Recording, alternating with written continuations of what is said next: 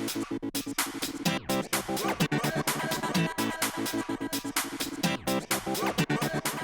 students have to be able to express themselves, so when their materials go to SACE, it's just the power of the written word.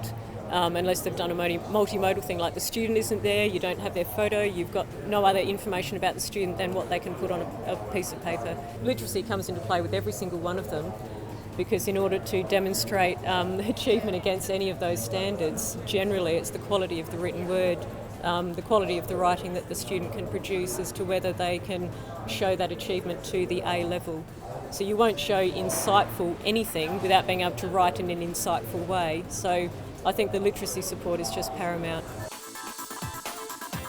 If you only taught RP in the set lessons it's given each week, you'll only just get by, and that's the same for students as it is for teachers.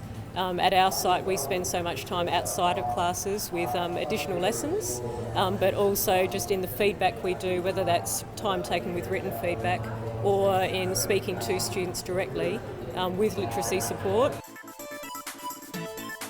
We're a low SES school, and I think it's really, really important that those students get to come into my class and know that anything is possible, that they really can achieve. And I don't mean that every single student can get an A or an A+, but that they can do better than they ever thought possible. So for a student to experience growth, so they might come into my class at the beginning of Year 12 as a C student, a C+, and to leave it several grade points higher, I'm absolutely convinced every student can do it, and I help them to believe that too. And otherwise they wouldn't look at these standards and see the possibility of achieving more than they would have thought possible.